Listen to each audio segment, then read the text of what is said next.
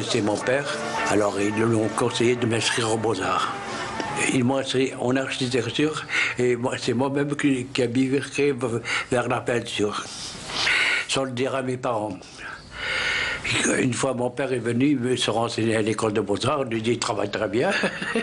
Oui, mais j'étais pas en archi, mais en peinture. Et alors, il a dit « tu veux ça ?» J'ai dit « oui ». Il m'a fait... Il n'a rien dit. Il m'a laissé. C'est Mohamed Rassim qui était mon maître.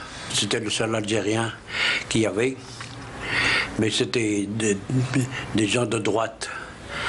Je dirais racistes, anti-arabes, anti-juifs, on dit tout ce que tu veux. Et c'était comme ça. C'était le clan.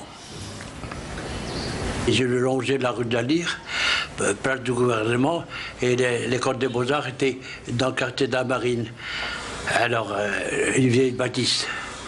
Alors, mon chemin, c'était ça, tous les jours, et tous les jours, je voyais des enfants couchés par terre sur des cartons, sans couverture, sans rien du tout.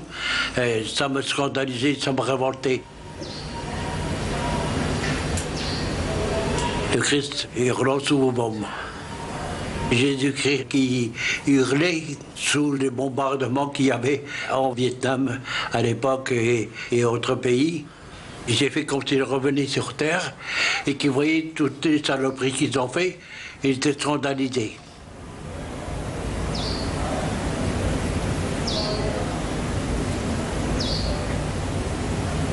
Il avait suivi les cours de Mohamed Rassim et puis par la suite, il y a eu aussi l'atelier de peinture de Fernéz. Et sur cet atelier, moi j'allais, même quand j'avais quitté les Beaux-Arts, j'allais là-bas pour dessiner un peu et je le revoyais. Alors il y avait aussi, il y avait Siachem, il y avait toute l'équipe, on était 4 ou 5. Mais moi j'étais en quelque sorte l'aîné. Il y avait une bourse qui était donnée par le gouvernement général pour partir en France. Et ils me l'ont jamais donné. J'étais premier toute l'année. À la fin de l'année, c'était un autre qui partait à ma place. Jamais un arabe, jamais. Jamais, jamais. Tous mes copains sont partis. Pas un arabe.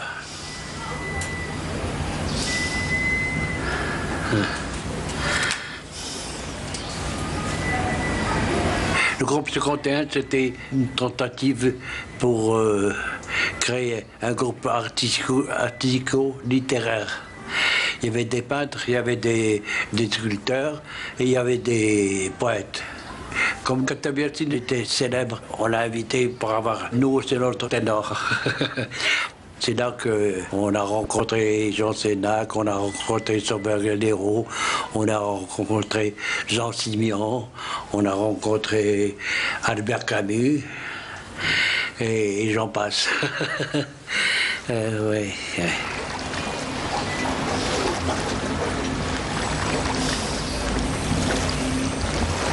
Le rêve, c'était de monter à Paris.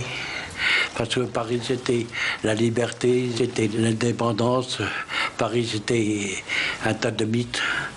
Et on avait comme chanson « Elle roule, roule, roule, elle roule dans Paris. Elle chante, chante, chante, elle chante les quais fleuris. Elle chante, chante, chante, chante, chante le jour et la nuit, car la Seine